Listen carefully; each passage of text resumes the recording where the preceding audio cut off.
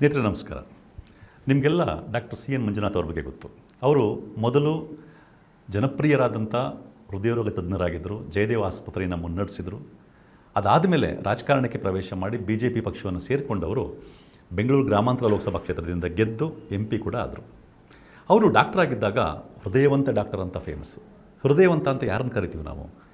ಯಾರು ಮತ್ತೊಬ್ಬರಿಗೆ ಅಗತ್ಯ ಇರೋರಿಗೆ ಒಳ್ಳೆಯದನ್ನು ಮಾಡುವ ಮನಸ್ಸು ಹೊಂದಿರ್ತಾರೋ, ಸಮಾಜಕ್ಕೆ ತನ್ನ ಕೈಲಿ ಏನಾಗುತ್ತೋ ಅದನ್ನು ಮಾಡುವಂಥ ಮನಸ್ಸು ಹೊಂದಿರೋರನ್ನ ಹೃದಯವಂತ ಅಂತ ಕರಿತೀವಿ. ಡಾಕ್ಟರ್ ಮಂಜುನಾಥ್ ಅವರು ಜಯದೇವ ಹಾಸ್ಪಿಟ್ಲನ್ನು ಮುನ್ನಡೆಸ್ತಾ ಇದ್ದಾಗ ನಿಜಕ್ಕೂ ಅನೇಕ ಪೇಷಂಟ್ಗಳಿಗೆ ಒಳ್ಳೆಯದನ್ನು ಮಾಡಿ ಹೃದಯವಂತ ಅಂತ ಹೆಸರು ಗಳಿಸಿದ್ದು ನಿಜ. ಆದರೆ ರಾಜಕಾರಣಕ್ಕೆ ಎಂಟ್ರಾದಾಗ ಇಡೀ ಸಮಾಜಕ್ಕೆ ಒಳ್ಳೆಯದನ್ನು ಮಾಡುವ ದೃಷ್ಟಿಕೋನವನ್ನು ಹೊಂದಿರತಕ್ಕಂಥದ್ದು, ಆ ಒಂದು ಪ್ರೋಸೆಸ್ಸಲ್ಲಿ ತನ್ನ ಕೈಲಾದ್ದನ್ನು ಸಮಾಜಕ್ಕೆ ಮಾಡುವಂಥದ್ದನ್ನು ನಾವು ಹೃದಯವಂತಿಕೆ ಅಂತ ಕರಿತೀವಿ. ಡಾಕ್ಟರ್ ಮಂಜುನಾಥ್ ಅವರು ಮೊದಲು ಹೃದಯವಂತ ಡಾಕ್ಟರ್ ಅಂತ ಅನಿಸ್ಕೊಂಡಿದ್ದವರು ರಾಜಕಾರಣಕ್ಕೆ ಬಂದ ಮೇಲೆ ಬೇಸಿಕಲಿ ಒಬ್ಬರು ಒಳ್ಳೆ ರಾಜಕಾರಣಿಯಾಗುವ ಅರ್ಹತೆಯನ್ನು ಉಳಿಸ್ಕೊಂಡಿದ್ದಾರೆ. ಅದಕ್ಕಿಂತ ಗಂಭೀರವಾಗಿ ಕೇಳಬೇಕಾದ್ರೆ ಅವರು ರಾಜಕಾರಣದಲ್ಲಿ ತಮ್ಮ ಹೃದಯವಂತಿಕೆಯನ್ನು ಉಳಿಸ್ಕೊಂಡಿದ್ದಾರಾ ಅನ್ನುವ ಪ್ರಶ್ನೆಗಳು ಅವರ ಕೆಲವು ನಡೆಗಳಿಂದ ಇತ್ತೀಚೆಗೆ ಎದ್ದೇಳ್ತಾ ಇದೆ. ನಾನು ನಿಮ್ಮ ಮುಂದೆ 2 ಉದಾಹರಣೆನ ಹೇಳ್ತೀನಿ. ಮೊದಲನೇ ಉದಾಹರಣೆನ ನೋಡಿ ನೀವು ನಿರ್ಧಾರ ಮಾಡಿ, ನಿಜಕ್ಕೂ ಮಂಜುನಾಥ್ರವರಿಗೆ ಒಬ್ಬ ಒಳ್ಳೆಯ ರಾಜಕಾರಣಿಯಾಗುವ ಅರ್ಹತೆ ಇದೆಯಾ ಅಂತ. ಎರಡನೇದನ್ನು ನೋಡಿ ನಿರ್ಧಾರ ಮಾಡಿ, ಮಂಜುನಾಥ್ ಅವರಿಗೆ ನಿಜಕ್ಕೂ ಹೃದಯವಂತಿಕೆ ಇದೆಯಾ ಅಂತ. ಮೊದಲನೇ ವಿಷಯ ಯಾವುದು ಅಂತಂದರೆ, ಡಾಕ್ಟರ್ ಮಂಜುನಾಥ್ ಅವರು ಇತ್ತೀಚೆಗೆ ಒಂದು ಹೇಳಿಕೆ ಕೊಡ್ತಾರೆ. ಏನಂತಂದರೆ, ಎಲ್ಲ ಜಾತಿನೂ ಒಂದೇ ಆಗಿರುವಾಗ ಜಾತಿ ಗಣತಿ ಯಾಕೆ ಮಾಡಬೇಕು ಅನ್ನೋ ಒಂದು ಅಭಿಪ್ರಾಯವನ್ನು ಮಂಜುನಾಥ್ ಅವರು ವ್ಯಕ್ತಪಡಿಸ್ತಾರೆ. ಈ ಮೊದಲೂ ಕೂಡ ಬಹುಶಃ ಒಂದು 10-12 ತಿಂಗಳ ಹಿಂದೆ ಕೂಡ ಜಾತಿ ಗಣತಿ ಬಗ್ಗೆ ಇದೇ ಅಭಿಪ್ರಾಯವನ್ನು ವ್ಯಕ್ತಪಡಿಸಿದ್ದಾಗ ನಾನೇ ಒಂದು ವಿಡಿಯೋ ಮಾಡಿದ್ದೆ. ಆ ವಿಡಿಯೋ ಏನಂತ ಮಾಡಿದ್ದೆ ಅಂತಂದರೆ, 100 ಕೋಟಿಯ ಡಾಕ್ಟರು ಮತ್ತು ಬಡ ಒಕ್ಕಲಿಗ ರೈತನು ಅಂತ ವಿಡಿಯೋ ಮಾಡಿದ್ದೆ. ಯಾಕೆ ಅಂತಂದರೆ, ಮಂಜುನಾಥ್ ಅವರು ಅತ್ಯಂತ ಪ್ರಾಮಾಣಿಕವಾದ ಡಾಕ್ಟರ್ ಆಗಿದ್ದು ಅವರ ಅಧಿಕೃತವಾಗಿ ಘೋಷಿಸಿಕೊಂಡಿರ್ತಕ್ಕಂಥ ಆಸ್ತಿ 100 ಕೋಟಿ ಆಗಿರಲಿ. ಈಗ ಅವರು ಮಾತಾಡಿರ್ತಕ್ಕಂಥದ್ದು ಮತ್ತೆ ಏನು, ಎಲ್ಲ ಜಾತಿನೂ ಒಂದೇ ಆಗಿರುವಾಗ ಜಾತಿ ಗಣತಿ ಯಾಕೆ ಬೇಕು ಅಂತ. ನೋಡಿ, ಈ ನಮ್ಮ ದೇಶ ಏನಿದೆ, ಈ ದೇಶ ಒಂದು ಜಾತಿಗ್ರಸ್ತವಾದ ದೇಶ. ಈ ಸಮಾಜ ಒಂದು ಜಾತಿಗ್ರಸ್ತವಾದ ಸಮಾಜ ಅಂತ ನಮ್ಮೆಲ್ಲರಿಗೂ ಗೊತ್ತು. ಅದರಲ್ಲೂ ರಾಜಕಾರಣದಲ್ಲಿರೋರಿಗಂತೂ ಜಾತಿಯ ಪ್ರಭಾವ ಏನು, ಜಾತಿ ಹೇಗೆ ಪ್ರತಿಯೊಬ್ಬರ ಸ್ಥಾನಮಾನವನ್ನು ನಿರ್ಧರಿಸ್ತದೆ ಈ ಸಮಾಜದಲ್ಲಿ ಇರೋದು, ರಾಜಕಾರಣದಲ್ಲಿರೋರಿಗಿಂತ ಹೆಚ್ಚಾಗಿ ಇನ್ಯಾರಿಗೂ ಗೊತ್ತಿಲ್ಲ. ಇವತ್ತು ಯಾವ ಜಾತಿಯಲ್ಲಿ ನೀವು ಹುಟ್ಟಿದ್ದೀರಾ ಅನ್ನೋದು ನಿಮಗೆ ಸಿಗುವ ಅವಕಾಶಗಳನ್ನು ನಿರ್ಧರಿಸ್ತದೆ. ಅದೇ ರೀತಿ ಯಾವ ಜಾತಿಯಲ್ಲಿ ನೀವು ಹುಟ್ಟಿದ್ದೀರಾ ಅನ್ನೋದು ಅನೇಕ ಅವಕಾಶಗಳಿಂದ ನಿಮ್ಮನ್ನು ವಂಚಿತರ ಕೂಡ ಮಾಡ್ತದೆ. ಬದುಕಿನಲ್ಲಿ ಏನನ್ನು ನೀವು ಸಾಧಿಸ್ತೀರಿ ಅನ್ನೋದಕ್ಕೆ ಎಷ್ಟೋ ಸರಿ ಭಾರತದಂಥ ದೇಶದಲ್ಲಿ, ಈ ಸಮಾಜದಂಥ ಜಾತಿಗ್ರಸ್ತ ಸಮಾಜದಲ್ಲಿ ಬದುಕಿನಲ್ಲಿ ನೀವೇನು ಆಗ್ತೀರಾ ಫೈನಲಿ ಅನ್ನೋದನ್ನು ನೀವು ಹುಟ್ಟಿರ್ತಕ್ಕಂಥ ಜಾತಿ ನಿರ್ಧಾರ ಮಾಡುತ್ತೆ. ನಿಮ್ಮ ಆರ್ಥಿಕ ಸ್ಥಿತಿಗತಿಯನ್ನು ಕೂಡ ನೀವು ಹುಟ್ಟಿರ್ತಕ್ಕಂಥ ಜಾತಿ ನಿರ್ಧಾರ ಮಾಡುತ್ತೆ. ಸ್ವಾತಂತ್ರ್ಯ ಹೋರಾಟ ಒಂದು ಕಥೆಯಲ್ಲ, ಮರೆಮಾಚಿದ ಹೋರಾಟಗಳ ಅನಾವರಣ. ಭಾರತದ ಸ್ವಾತಂತ್ರ್ಯ, ಕರ್ನಾಟಕದ ಏಕೀಕರಣ ಒಂದೇ ಹೋರಾಟದ 2 ಮುಖಗಳು. ಜೈ ಹಿಂದ್, ಜಯ ಕರ್ನಾಟಕ ವಿಶೇಷಾಂಕ ಈಗಲೇ ಓದಿ ಹಂಚಿಕೊಳ್ಳಿ. ಇವು ವಾಸ್ತವ ಹೀಗಿರೋದ್ರಿಂದಲೇ ಇದನ್ನು ಅತ್ಯಂತ ಆಳವಾಗಿ ಅರಿತಿದ್ದ ಅಂಬೇಡ್ಕರ್ ಅವರು ಜಾತಿ ಆಧಾರಿತ ಮೀಸಲಾತಿ ಇರಬೇಕು ಅನ್ನೋದನ್ನು ನಮ್ಮ ಸಂವಿಧಾನದೊಳಗಡೆ ಸೇರಿಸಿದರು. ಮತ್ತು ವಾಸ್ತವ ಹೀಗಿರೋದ್ರಿಂದ ನಿಮ್ಮ ಜಾತಿ, ನಿಮ್ಮ ಸಾಧನೆಯನ್ನು ನೀವು ಬದುಕಿನಲ್ಲಿ ಏನೇನು ಮಾಡಬಲ್ಲಿರಿ, ಬದುಕಿನಲ್ಲಿ ಏನಾಗಬಲ್ಲಿರಿ, ಹೇಗೆ ಬದುಕಬಲ್ಲಿರಿ ಅನ್ನೋದನ್ನು ಇವತ್ತಿಗೂ ಜಾತಿ ನಿರ್ಧರಿಸ್ತಾ ಇರೋದ್ರಿಂದ ಇವತ್ತು ಈ ಒಟ್ಟು ನಮ್ಮ ದೇಶ, ಈ ಒಟ್ಟು ನಮ್ಮ ಸಮಾಜ ಸಮಾನವಾಗಿ ಮುಂದುವರಿಬೇಕು, ಸಮಗ್ರವಾಗಿ ಅಭಿವೃದ್ಧಿ ಹೊಂದಬೇಕು ಅಂದಾಗ ಜಾತಿ ಆಧಾರಿತ ಯೋಜನೆಗಳನ್ನ ರೂಪಿಸಲೇಬೇಕಾದಂಥ ಒಂದು ಸನ್ನಿವೇಶ ಈ ಸಮಾಜದಲ್ಲಿದೆ. ಜಾತಿ ಆಧಾರಿತ ವ್ಯವಸ್ಥೆ ಹೇಗೆ ಕೆಲಸ ಮಾಡ್ತಾ ಇದೆ, ಜಾತಿ ಆಧಾರಿತ ವ್ಯವಸ್ಥೆ ಅಭಿವೃದ್ಧಿಯನ್ನು ಹೇಗೆ ನಿಯಂತ್ರಿಸ್ತದೆ, ಮತ್ತು ಜಾತಿ ಈ ಸಮಾಜದಲ್ಲಿ ಹೇಗೆ ಬೀಡುಬಿಟ್ಟಿದೆ, ಜಾತಿ ಹಾಗಾಗಿ ರಾಜಕಾರಣವನ್ನು ಜಾತಿ ಆಧಾರಿತವಾಗಿ ಮಾಡಬೇಕಾಗತ್ತೆ ಅನ್ನೋದನ್ನು ಅರಿತಂಥ ವ್ಯಕ್ತಿಗಳಲ್ಲಿ ದೇವೇಗೌಡರು ಮೊದಲಿಗರು. ದೇವೇಗೌಡರ ಅಳಿಯಾಗಿ ಮಂಜುನಾಥ್ ದೇವೇಗೌಡರಿಂದ ಅದನ್ನ ಕಲ್ತಿಲ್ಲ ಅಂತ ನಾವು ಹೇಳಬೇಕಾಗ್ತದೆ. ವಾಸ್ತವ ಹೀಗಿರೋದ್ರಿಂದನೇ ಭಾರತದ ಅನೇಕ ಎಕನಾಮಿಸ್ಟ್ಗಳು, ಭಾರತದ ಅನೇಕ ಅಭಿವೃದ್ಧಿ ಶಾಸ್ತ್ರಜ್ಞರು ಪದೇ ಪದೇ ಹೇಳ್ತಕ್ಕಂಥದ್ದು ಜಾತಿಯ ಆಧಾರದ ಮೇಲೆ ನಾವು ಅನೇಕ ಯೋಜನೆಗಳನ್ನ ರೂಪಿಸಬೇಕಾಗ್ತದೆ ಅಂತ. ಅದೇ ಕಾರಣಕ್ಕೆ ಜಾತಿ ಗಣತಿ ನಡಿಬೇಕು ಅಂತ ಅನೇಕ ತಜ್ಞರು ಹೇಳ್ತಾರೆ. ಕೇಂದ್ರ ಸರ್ಕಾರನೂ ಕೂಡ ಇದೇ ಕಾರಣಕ್ಕೆ ಜಾತಿ ಗಣತಿ ಮಾಡಲಿಕ್ಕೆ ಕಡೆಗೂ ಒಪ್ಕೊಂಡಿದೆ. ಅಂದರೆ ಜಾತಿ ಗಣತಿ ಮಾಡೋದ್ರ ಮೂಲಕ ಯಾವ್ಯಾವ ಜಾತಿ ಶೈಕ್ಷಣಿಕವಾಗಿ ಮತ್ತು ಸಾಮಾಜಿಕವಾಗಿ ಹಾಗೂ ಆರ್ಥಿಕವಾಗಿ ಯಾವ ಮಟ್ಟದಲ್ಲಿದೆ ಅಂತ ಅರ್ಥ ಮಾಡಿಕೊಂಡು ತನ್ನ ಜಾತಿಯ ಕಾರಣಕ್ಕೆ ಶೈಕ್ಷಣಿಕವಾಗಿ, ಸಾಮಾಜಿಕವಾಗಿ, ಆರ್ಥಿಕವಾಗಿ ಹಿಂದುಳಿದಿರುತ್ತೋ ಆ ಜಾತಿ ಮುಂದುವರಲಿಕ್ಕೆ ಏನು ಯೋಜನೆಗಳು ಬೇಕೋ ಅದನ್ನು ರೂಪಿಸಲಿಕ್ಕೋಸ್ಕರ ಜಾತಿ ಗಣತಿಯನ್ನು ಮಾಡಬೇಕು ಅನ್ನೋದು ಅತ್ಯಂತ ಬೇಸಿಕ್ ತಿಳುವಳಿಕೆ. ಯಾಕೆಂದರೆ ರಾಜಕಾರಣ ಅನ್ನೋದು ಅತ್ಯಂತ ಮಹತ್ವದ ವಿಷಯ. ನೀವು ರಾಜಕಾರಣಿಯಾಗಿ ಏನು ಮಾಡ್ತಾ ಇರ್ತೀರಾ? ರಾಜಕಾರಣಿಯಾಗಿ ಇಡೀ ದೇಶದ ಅಭಿವೃದ್ಧಿಗೆ ಯೋಜನೆಗಳನ್ನ ರೂಪಿಸೋದ್ರಲ್ಲಿ ಮುಖ್ಯ ಪಾತ್ರ ವಹಿಸಿರ್ತೀರ. ಅಂಥದ್ರಲ್ಲಿ ಭಾರತದಂಥ ಜಾತಿಗ್ರಸ್ತ ದೇಶದಲ್ಲಿ ಜಾತಿ ಅನ್ನೋದೇ ವ್ಯಕ್ತಿಯೊಬ್ಬನ ಅಭಿವೃದ್ಧಿಯ, ಸಮಾಜದ ಅಭಿವೃದ್ಧಿಯ ವೇಗವನ್ನು ಅಥವಾ ಅಭಿವೃದ್ಧಿಯ ದಾರಿಯನ್ನು ನಿರ್ಧರಿಸುತ್ತೆ ಅನ್ನೋದು ವಾಸ್ತವವಾಗಿರುವಾಗ, ಜಾತಿಯೆಲ್ಲ ಒಂದೇ ಆಗಿರುವಾಗ ಜಾತಿ ಗಣತಿ ಯಾಕೆ ಬೇಕು ಅಂತ ಮಂಜುನಾಥ್ ಕೇಳ್ತಾರಲ್ಲ, ಅಥವಾ ಜಾತಿಯೆಲ್ಲ ಒಂದೇ ಅಂತ ಕಾನ್ಸ್ಟಿಟ್ಯೂಷನ್ ಹೇಳಿದೆ ಅಂತ ಹೇಳ್ತಾರಲ್ಲ, ಕಾನ್ಸ್ಟಿಟ್ಯೂಷನ್ ಜಾತಿಗಳೆಲ್ಲ ಒಂದೇ ಅಂತ ಎಲ್ಲಿ ಹೇಳಿದೆ? ಈ ವಿಷಯದ ಬಗ್ಗೆ ಮಂಜುನಾಥ್ ಅವರ ತಿಳುವಳಿಕೆ ಇದೇ ಆಗಿದ್ದರೆ ಆಗ ನೀವು ತೀರ್ಮಾನ ಮಾಡಿ ಮಂಜುನಾಥ್ ಅವರಿಗೆ ರಾಜಕಾರಣದಲ್ಲಿರಬೇಕಾದಂಥ ಬೇಸಿಕ್ ತಿಳುವಳಿಕೆ ಇದೆಯಾ. ಇನ್ನು ಇದಕ್ಕಿಂತಲೂ ಗಂಭೀರವಾದ ಇನ್ನೊಂದು ವಿಷಯಕ್ಕೆ ಬನ್ನಿ. ಮಂಜುನಾಥ್ ಅವರು MP ಆಗಿ ಕರ್ನಾಟಕದ ಒಂದು ಲೋಕಸಭಾ ಕ್ಷೇತ್ರವನ್ನು ಪ್ರತಿನಿಧಿಸ್ತಾ ಇದ್ದಾರೆ, ನಮ್ಮ ಸೌತ್ ಇಂಡಿಯಾವನ್ನು ಪ್ರತಿನಿಧಿಸ್ತಾ ಇದ್ದಾರೆ. ಅವರು ಮೊನ್ನೆ ಒಂದು ವಿಷಯದ ಬಗ್ಗೆ ಮಾತಾಡಿದ್ರು. ಏನು? ಇತ್ತೀಚೆಗೆ ಲೋಕಸಭೆಯಲ್ಲಿ ಡಿಲಿಮಿಟೇಷನ್ ಬಗ್ಗೆ, ವುಮೆನ್ ರಿಸರ್ವೇಷನ್ ಬಗ್ಗೆ ಒಂದು ಬಿಲ್ಲನ್ನು ಮೂವ್ ಮಾಡ್ತು BJP. ಆ ಬಿಲ್ ಬಗ್ಗೆ ಚರ್ಚೆ ಆಯಿತು, ಫೈನಲಿ ಆ ಬಿಲ್ ಸೋತ್ ಹೋಯಿತು. ಹಾಗಾಗಿ ವುಮೆನ್ ರಿಸರ್ವೇಷನ್ನು ಅವ್ರು ಹೇಳಿದ ಥರ ಇಂಪ್ಲಿಮೆಂಟ್ ಆಗಲಿಲ್ಲ, ಡಿಲಿಮಿಟೇಷನ್ನು ಅವ್ರು ಅಂದ್ಕೊಳ್ತಿರೋ ಜಾರಿ ಆಗಲಿಲ್ಲ. ಇದ್ರ ಬಗ್ಗೆ ಮಾತಾಡ್ತಾ ಡಾಕ್ಟರ್ ಮಂಜುನಾಥ್ ಅವರು ಏನು ಹೇಳ್ತಾರೆ, ಡಿಲಿಮಿಟೇಷನ್ ಬಿಲ್ಲನ್ನು ಸೋಲಿಸೋದ್ರ ಮೂಲಕ ವಿರೋಧ ಪಕ್ಷಗಳು ಕರ್ನಾಟಕಕ್ಕೆ, ಸೌತ್ ಇಂಡಿಯಾಗೆ ಅನ್ಯಾಯ ಮಾಡಿದ್ವು. ಸೌತ್ ಇಂಡಿಯಾಗೆ, ಕರ್ನಾಟಕಕ್ಕೆ ಇದರಿಂದ ಅನುಕೂಲ ಆಗ್ತಾಯಿತ್ತು. ಕರ್ನಾಟಕತೆ ಉದಾಹರಣೆ ತಗೊಳ್ಳೋದಾದರೆ ಕರ್ನಾಟಕದಲ್ಲಿರೋ 28 ಲೋಕಸಭಾ ಕ್ಷೇತ್ರಗಳು 42 ಆಗ್ತಾಯಿತ್ತು. ಏಕೆಂದರೆ ಎಲ್ಲ ರಾಜ್ಯಗಳಿಗೂ 50% ಇನ್ಕ್ರೀಸ್ ಆಗ್ತಾಯಿತ್ತು ಲೋಕಸಭಾ ಕ್ಷೇತ್ರಗಳು ಅನ್ನೋ ಮಾತನ್ನು ಮಂಜುನಾಥ್ ಅವರು ಹೇಳಿದರು. ದಕ್ಷಿಣ ಭಾರತಕ್ಕೆ ಇದು ಹೆಚ್ಚು ಅನುಕೂಲ ಆಗ್ತಾ ಇತ್ತು ಈಗೇನಾದರೂ ಬಿಲ್ ಪಾಸ್ ಆಗಿದ್ರೆ. ಸೊ ಆದರೂ ಕೂಡ ಇದನ್ನ ಏನೋ ಒಂದು ಜನರಲ್ಲಿ ಗೊಂದಲವನ್ನ ಮೂಡಿಸಿ ಈ ಬಿಲ್ಲು ಅದು ಸ್ಥಗಿತ ಆಯಿತು. ಮುಂದೊಂದು ದಿನ ಅದು ಹಾಗೇ ಆಗುತ್ತೆ. ಈಗ ಮಹಿಳಾ ಮೀಸಲಾತಿ ಈಗೇನಾಗಿದೆ, 33% ಮಹಿಳಾ ಮೀಸಲಾತಿಯನ್ನ ಲೋಕಸಭೆ ಮತ್ತು ವಿಧಾನಸಭೆಯಲ್ಲಿ ಕೊಡಬೇಕು ಎನ್ನುವ ಮಂಡನೆಯನ್ನ ಮಾಡಿದ್ರು ಮಸೂದೆಯನ್ನ.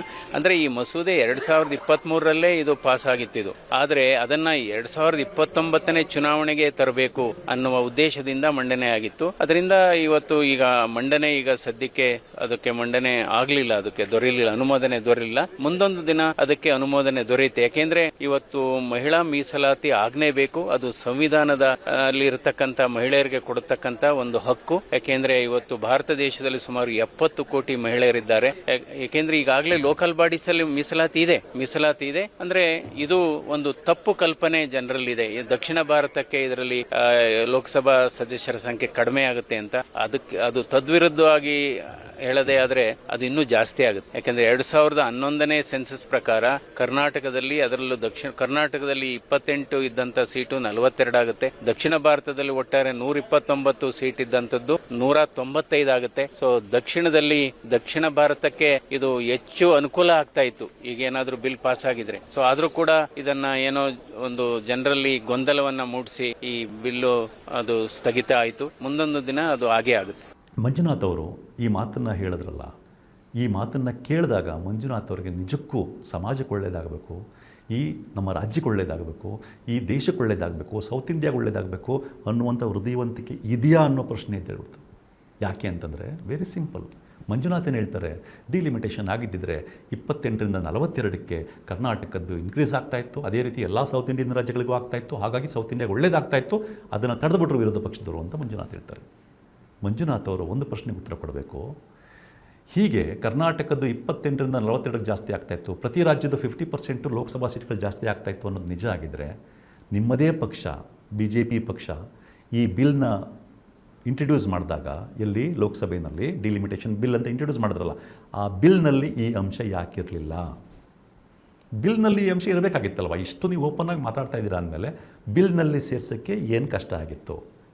ಅಲ್ಲ, ನಮ್ಮ ರಾಜಕೀಯ ಪಕ್ಷಗಳು ತಮ್ಮ ಬೇಳೆ ಬೇಯಿಸ್ಕೊಳ್ಳೋಕ್ಕೋಸ್ಕರ ಎಷ್ಟೋ ಸರಿ ಬಿಲ್ನಲ್ಲಿರ್ತಕ್ಕಂಥದ್ದು, ಮಸೂದೆಗಳಲ್ಲಿರ್ತಕ್ಕಂಥ ಅಂಶಗಳನ್ನೇ ಬೇಕಾಬಿಟ್ಟಿಯಾಗಿ ಮಾಡೋದಕ್ಕೆ ಪ್ರಯತ್ನ ಪಡೋದು ನಮಗೆ ಗೊತ್ತಿದೆ. ಅಂಥದ್ರಲ್ಲಿ ಬಿಲ್ನಲ್ಲಿಲ್ಲ, ಬಾಯಿ ಮಾತಲ್ಲಿ ಅಮಿತ್ ಶಾ ಅವರು ಲೋಕಸಭೆ ಒಳಗಡೆ ಹೇಳ್ಬಿಟ್ರೆ ಎಲ್ಲ ರಾಜ್ಯಗಳಿಗೂ 50% ಇನ್ಕ್ರೀಸ್ ಆಗುತ್ತೆ ಅಂತ ಬಾಯಿ ಮಾತಲ್ಲಿ ಅಮಿತ್ ಶಾ ಅವರು ಹೇಳಿಬಿಟ್ರೆ ಅದನ್ನು ನಂಬಬೇಕಾ?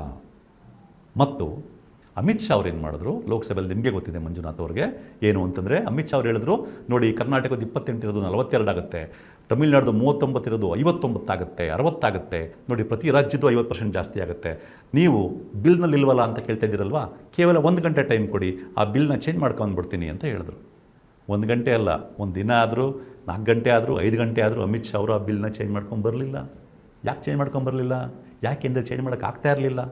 ಯಾಕೆಂದರೆ ಡಿಲಿಮಿಟೇಷನ್ಗೆ ಸಂಬಂಧಪಟ್ಟಂಗೆ ಕಾನ್ಸ್ಟಿಟ್ಯೂಷನ್ನ ಆರ್ಟಿಕಲ್ 81(2) ಏನು ಹೇಳುತ್ತೆ ಅಂತಂದರೆ, ಪ್ರತಿ ಲೋಕಸಭಾ ಕ್ಷೇತ್ರ, ಪ್ರತಿ ರಾಜ್ಯದಲ್ಲೂ ಕೂಡ ಪಾಪ್ಯುಲೇಷನ್ಗೆ ತಕ್ಕನಾಗಿ ಲೋಕಸಭಾ ಕ್ಷೇತ್ರಗಳಿರಬೇಕು. ಅಂದರೆ ಕರ್ನಾಟಕದಲ್ಲಿ 10 ಲಕ್ಷ ಜನಕ್ಕೆ ಅಂದಾಜು ಒಬ್ಬ MP ಇದ್ದರೆ ಉತ್ತರ ಪ್ರದೇಶದಲ್ಲೂ ಹಂಗೆ ಇರಬೇಕು ಅನ್ನೋ ಮಾತನ್ನು ತುಂಬ ಕ್ಲಿಯರಾಗಿ ಹೇಳುತ್ತೆ ಕಾನ್ಸ್ಟಿಟ್ಯೂಷನ್ನ ಆರ್ಟಿಕಲ್ 81(2). ಅಂದರೆ ನೀವು ಡಿಲಿಮಿಟೇಷನ್ ಅದರ ಬೇಸಿಸ್ ಮೇಲೆ ಮಾಡ್ತೀರಿ ಅಂತಂದರೆ ನೀವು ಪಾಪ್ಯುಲೇಷನ್ ಆಧಾರವಾಗಿಯೇ ಮಾಡಬೇಕು. ಆ ಲೆಕ್ಕದಲ್ಲಿ ತಗೊಂಡಾಗ ನೀವು ನಿಮ್ಮ ಪಕ್ಷದವರು ಎಲ್ಲಿ ಲೋಕಸಭೆಯಲ್ಲಿ ಬಿಲ್ನ ಮೂವ್ ಮಾಡಿದ್ರಲ್ಲ, ಆ ಬಿಲ್ಲಲ್ಲಿ ಇದ್ದಿದ್ದೇನು 2011ರ ಜನಗಣತಿ ಆಧಾರವಾಗಿ ಡಿಲಿಮಿಟೇಷನ್ ಮಾಡಬೇಕು ಅಂತ. ಅದರ ಆಧಾರವಾಗಿ ಡಿಲಿಮಿಟೇಷನನ್ನು ಕಾನ್ಸ್ಟಿಟ್ಯೂಷನ್ ಏನು ಹೇಳಿರುತ್ತೋ ಅದರ ಪ್ರಕಾರ ಮಾಡೋಕ್ಕೆ ಹೋಗಿದ್ರೆ ಒಟ್ಟು ಸೌತ್ ಇಂಡಿಯಾದ ಒಟ್ಟು ಸೀಟ್ಗಳು, ಟೋಟಲ್ ಸೀಟ್ಗಳಲ್ಲಿ ಈಗ 24% ಇದೆಯಲ್ವಾ, ಅದು 20%ಗೆ ಬಿದ್ದು ಹೋಗ್ತಾ ಇತ್ತು. ಆಗ ಸೌತ್ ಇಂಡಿಯಾದ ಕಥೆ ಏನಾಗ್ತಾ ಇತ್ತು, ಕರ್ನಾಟಕದ ಕಥೆ ಏನಾಗ್ತಾ ಇತ್ತು. ಮತ್ತು ಅಮಿತ್ ಶಾ ಅವರು ಯಾಕೆ ಬಿಲ್ನಲ್ಲಿ ಸೇರಿಸ್ಕೊಂಬರೋಕ್ಕಾಗಲಿಲ್ಲ, 1 ಅವರ್ ಟೈಮ್ ಕೂಡ ಸೇರಿಸ್ಕೊಂಬರ್ತೀನಿ ಅಂತಂದರು. ಸೇರಿಸ್ಕೊಂಬರೋಕ್ಕಾಗಲಿಲ್ಲ ಅಮಿತ್ ಶಾ ಅವ್ರಿಗೆ. ಯಾಕೆಂದರೆ ಆ ಥರ ಬಿಲ್ಲಲ್ಲಿ ಸೇರಿಸಬೇಕು ಅಂದರೆ ಕಾನ್ಸ್ಟಿಟ್ಯೂಷನ್ ಒಳಗಡೆನೇ ಹೋಗಬೇಕು, ಆರ್ಟಿಕಲ್ 81(2) ಅಮೆಂಡ್ಮೆಂಟ್ ಮಾಡಬೇಕಾಗ್ತದೆ. ಅದು ಅಷ್ಟು ಈಸಿ ಇಲ್ಲ.